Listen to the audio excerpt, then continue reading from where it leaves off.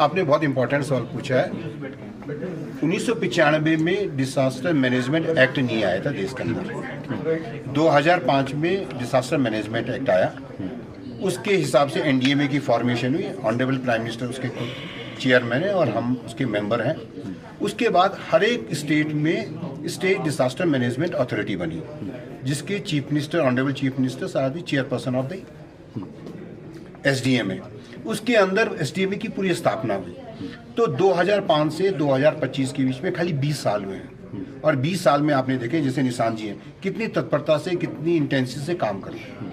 अब क्या होता है, जब कोई सरकारी डिपार्टमेंट बढ़ता है तो उसके अंदर मैन पावर चाहिए, मनी चाहिए, ये चाहिए, और सेंट्रल गवर्नमेंट की स्कीम्स हैं। आपने देखा होगा, बार बार बात कर रहे थे NDMF, national disaster mitigation fund, national disaster response fund, SDMF, state disaster, तो ये सब पैसे की अब आपूर्ति हो चुकी है। तो अब प्रोजेक्ट बन रहे हैं, पैसे आपूर्ति बन रहे हैं, और हम ये भी देख रहे हैं कि जो बने वो टिकाऊ बने।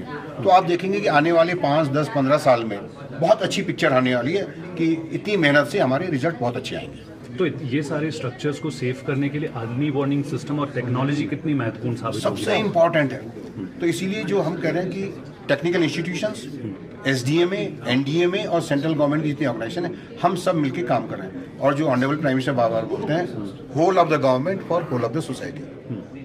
तो सबका भी उतना ही इंपॉर्टेंट रोल है और उतना ही इंपॉर्टेंट आप लोगों का भी है। तो प्लीज़ जाइए, थोड़ा सा गांव में बताइए कि आप अपने को बचाने के लिए क्या कर रहे हैं। ये बात तो समझ लीजिए कि सबसे पहला जो विक्टिम होता है वो मैं ही हूँ। अगर मेरे घर के अंदर अगर लैंडस्लाइड होगी तो मुझे पता होना चाहिए कि मैं कैसे बचूँ। तो थोड़ा मीडिया को भी गांव में जाकर के बताने चाहिए कि आप कैसे कैसे अपने आप को बचा सकते हैं, आपकी कौन सी प्रॉब्लम्स हैं। उसको आप डिस्ट्रिक्ट कलेक्टर तक लेके जाइए, वो एसडीएमए को लेके आएंगे, हमारे पास लेके आएंगे, तो मिलजुल करके हम लोग ये सब कर पाएंगे। धन्यवाद सर। देखिए, जैसा कि आप लोग को पता ही है कि आज यहाँ पे एनडीएमए के सेक्रेटरी साहब और उनके मेंबर एनडीएमए यहाँ मीटिंग के लिए आए थे। ये पिछले 2 दिन से इसी वैली में घूम रहे हैं। लॉल से लेकर नीचे तक का पूरा एरिया, कुल्लू तक का एरिया इन्होंने देखा है। यहाँ पे आप भी जानते हैं कि 1995 के बाद लगातार बीच बीच में जो फ्लड्स आए उसकी वजह से डैमेजेस हुए हैं। कुछ एक काम भी हुए थे लेकिन वो सस्टेन नहीं कर पाए, कुछ रीजंस रहे उनके। लेकिन अब साइंटिफिकली जो एक तरीका है काम करने का, उस तरीके पर हम लोग चल पड़े हुए हैं। हमने इसकी एक CWPRS से पूरी स्टडी कराई है पुणे से, जिसमें इनका मॉडल हाइड्रोलॉजी जो है हमारी CWC से अप्रूव हो चुकी है, गवर्नमेंट ऑफ इंडिया से। आपका जहाँ तक मैं बात करूं, पलचान से लेकर कुल्लू तक का जो गैमन ब्रिज तक का एरिया है, लगभग 41 किलोमीटर का स्ट्रेच है, जिसके लेफ्ट एंड राइट बैंक दोनों तरफ जो है वो बार बार डैमेजेस होते हैं। और 2023 का जो फ्लड था वो आपके ध्यान में भी रहा होगा कि वो मैक्सिमम अभी तक का जो था डिजास्टर हमने अपना एक्सपीरियंस किया था, उसी को बेस करके लगभग पिछले 50 साल का रेनफॉल डाटा कलेक्ट करके, क्योंकि ये एक साइंटिफिक प्रोसेस है, इसको मॉडलिंग करने के लिए, स्टडी करने के लिए जो वक्त लगता है वो वक्त हम लगा के उसको कंप्लीट कर चुके हैं। अब ये प्रोजेक्ट जो है फाइनल स्टेज के ऊपर गवर्नमेंट ऑफ इंडिया में है, जिसकी लगातार हम मॉनिटरिंग उनके साथ करवा रहे हैं। तो डिज़ाइन आजकल ये अगले हफ्ते और सो ये अप्रूव होने वाला है, उसके बाद ये फंडिंग के लिए, अप्रूवल के लिए चला जाएगा। और जहाँ तक मैं समझता हूँ अगले 3-4 महीने के बाद इसकी फंडिंग आने वाली है, और लगभग 1.5 साल के अंतराल के अंदर हम इस चीज़ को, प्रोसेस को कंप्लीट करने वाले हैं, एग्जीक्यूशंस वाले पार्ट को। तो इसमें हमने जो, जैसे आपने पूछा कि वल्नरेबल पॉइंट्स कितने हैं, लगभग यहाँ पे हमने 19.5 किलोमीटर की लेंथ के अलग अलग पोर्शंस के ऊपर वल्नरेबल जो पॉइंट्स थे हमारे, जहाँ बार बार डिज़ास्टर की वजह से डैमेजेस होते हैं, चाहे वो हमारे अपने एसेट्स हैं, चाहे और इंफ्रास्ट्रक्चर्स हैं, ब्रिजेस हैं, रोड्स हैं, लोगों की ज़मीनें हैं, कल्टीवेशन लैंड्स हैं और उनके घर हैं। तो उनकी प्रोटेक्शन को ध्यान में रखते हुए उस तरह से इसको वर्कआउट किया गया हुआ है। तो ये लगभग 243 करोड़ के आसपास का प्रोजेक्ट है, जो कि फाइनली कंसीव होने जा रहा है, और बहुत जल्दी इसका काम हम शुरू करने वाले हैं, और लगभग 1.5 साल के अंदर इसको कंप्लीशन के ऊपर हम करने वाले हैं। सर, सबसे पहला पॉइंट जो है नेहरू कुंड से लेकर बाहन तक का एरिया सबसे डेंस पॉपुलेशन में आता है, लेकिन अब तक जितने भी पिछले 20 सालों में बाढ़ आई है, अब तक वहाँ पर 1% प्रोटेक्शन वर्क नहीं हो पाया है। तो क्या ये समझा जाए कि इस बार की बाढ़ में ये लोग सुरक्षित हो पाएंगे? जी देखिए, आपका प्रश्न बिल्कुल सही है। जो हमारा एरिया भांग वाला अप टू मनाली ब्रिज तक का जो एरिया है वो बहुत ही क्रिटिकल एरिया है, और जिसके ऊपर उसी की स्टडीज़ के लिए हम ये बात कर रहे हैं। CWPRS ने उसमें जो हमें रिकमेंडेशंस दी हैं, क्योंकि CWPRS एक ऐसी एजेंसी है जो नेशनल वाइड एजेंसी है, जो हमारा यही काम पूरे भारतवर्ष में देखती है। उनकी रिकमेंडेशन के ऊपर उनके स्ट्रक्चर्स किस तरह से आने चाहिए, कहाँ कहाँ आने चाहिए और क्या प्रिकॉशंस ली जानी चाहिए, किस तरह के डिज़ाइन होने चाहिए, वो सब इसमें इनकॉर्पोरेट करके ही ये फाइनल स्टडी। और मैं आपको भरोसा दिलाता हूँ कि जो भी अब काम होने जा रहा है, जब भी होने जा रहा है, ये एक फुल प्रूफ साउंड अरेंजमेंट होने जा रहा है, जिसके लिए आप आगे भविष्य के लिए निश्चिंत रहेंगे। सर, जिस तरीके से आपने जो ये प्रोजेक्ट्स की बातें की, जब ये धरातल पर उतरेंगे तो हर साल बाढ़ से इनका सीधा सामना होगा, तो उसके बाद इस पर कितना इम्पैक्ट इस बाढ़ के जो है साइड इफेक्ट्स का पड़ा होगा, तो लूप वाइज में इसकी देखरेख के लिए भी क्या कुछ डिज़ाइन में प्लान रखा गया है? बिल्कुल रखा गया हुआ है सर। इसमें एक हम आपकी जानकारी के लिए दें, इसमें हम फ्लड जो आपका एक मॉडलिंग होती है उसको भी एक अलग तरीके से कर रहे हैं, जिसका नाम फ्लड प्लेन जोनिंग हम कहते हैं, जिसमें ये डिफाइन किया जाता है कि पिछले 100 साल के अंदर जब जब 5 साल बाद, 15 साल बाद, 25 साल बाद, 50 साल के अंतराल में, 100 साल के अंतराल में कब कब ये HFL लेवल एक्सीड कर गए हैं, उनकी स्टडीज़ को बेस मानकर उस हिसाब से इनके स्ट्रक्चर्स को इवॉल्व किया जा रहा है, जो आज तक पूरे हिमाचल में कभी ये स्टडी नहीं है। और आपकी जानकारी के लिए मैं बता देता हूँ कि ये for the first time in Himachal Vyas, ये स्ट्रेच एक पहला स्ट्रेच है जिसके ऊपर हम एक फाइनल स्टेज के ऊपर उस स्टडीज़ पे आ चुके हैं, जो अगले 1-2 महीने के अंदर हमें पूरा का पूरा स्ट्रेच ये बता देगा कि अगर हमारे पास इतनी बारिश के ऊपर ही बेस है और इतना किसी ट्रिब्यूटरी में अगर आपका क्लाउड बर्स्ट होता है, तो वो पानी हमें कहाँ कहाँ किस हद तक कितना इम्पैक्ट करता है, वो चीज़ें सारी जानकारी इसमें हमें दी जाएंगी, जिसके अंतर्गत ही ये स्ट्रक्चर्स को डिज़ाइंस हमें कर रहे हैं। तो आप निश्चिंत रहें कि ये इतना साउंड प्रूफ अरेंजमेंट के साथ हम लोग डिज़ाइन पे काम कर रहे हैं, जो भविष्य में आपको आने वाले समय में भी ये काफ़ी ज़्यादा सक्सेसफुल रहेगा। सर, वैज्ञानिक एक और कंसर्न पूर्ण बैठक आपने चेयर की है, क्या कुछ अहम मुद्दों पर चर्चा की गई है? जैसे आप जानते हैं कि NDMA की टीम में member Dinesh Aswal, Manish Bharadwaj, secretary NDMA, हम लोगों ने हिमाचल की विजिट करी।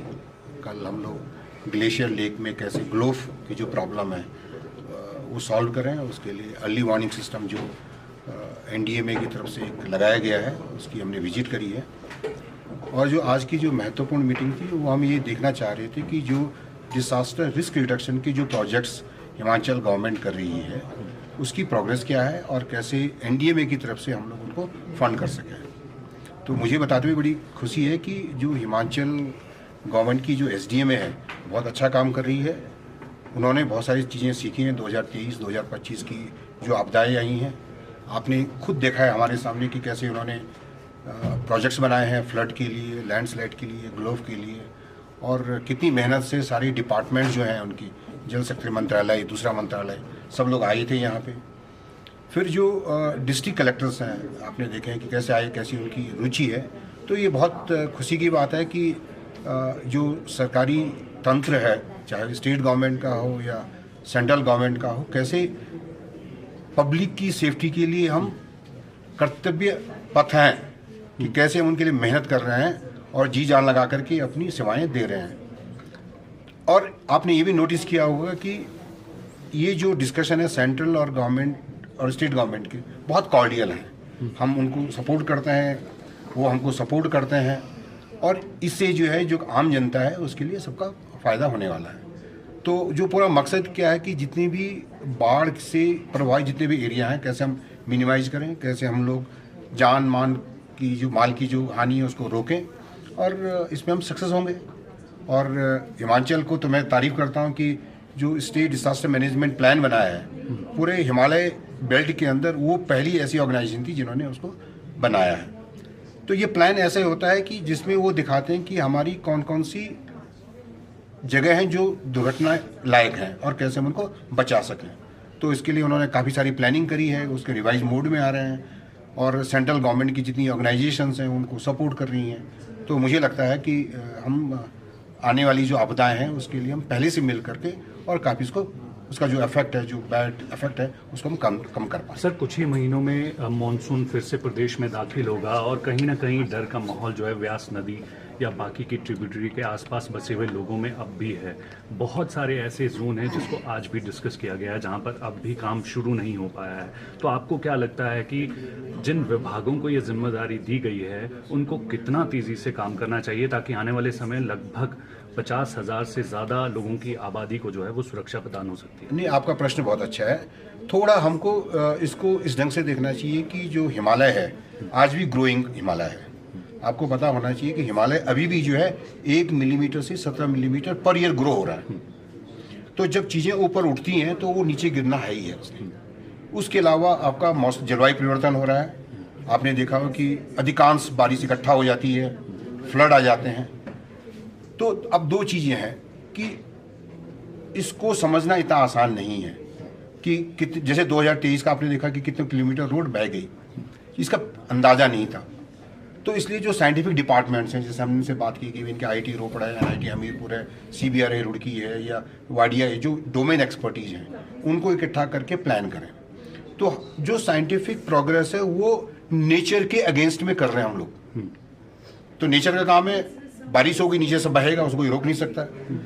अब जो डिसास्टर रिस्क रिडक्शन मॉडल है जिसमें हम लोग इनको बताते हैं कि आप सायरन लगवाइए, काफ़ी जगह उन्होंने सायरन्स लगवाए हैं, लोगों की इवैक्यूएशन की जगह आपको फिक्स करें, या फिर जो नेचर बेस्ड सोल्यूशन है प्लांट ऐसे लगा दें हम लोग। तो इसमें हम साथ में ये भी कहते हैं कि डिपार्टमेंट तो अपना काम कर ही रहे हैं, इसके अलावा जो जन भागीदारी है कि आपने देखा हो कि पहले कितने सारे पेड़ होते थे, जंगल कम हुए हैं। तो ये मीडिया का भी रिस्पॉन्सिबिलिटी है कि कम्युनिटी बेस में जाएं और कभी कभी जो लोकल पेड़ हैं, आपको मालूम है स्लोप आ रहे हैं जिसको धंस नहीं है, तो वहाँ पे अगर प्लांटेशन करें तो जो जड़ें प्लांट हैं वो जड़ों को मिट्टी को मजबूत बना के रखती है, तो लैंडस्लाइड नहीं होती, तो हम बचा सकते हैं। तो मेरे हिसाब से मीडिया का भी थोड़ा सा एक रोल ऐसा होना चाहिए कि आप जैसे हमारे साथ प्रोग्राम कर रहे हैं ऐसे आप कम्युनिटी बेस भी करें, उनसे पूछें भाई आपके गाँव में ये दिक्कत आने आपकी क्या क्या तैयारी है।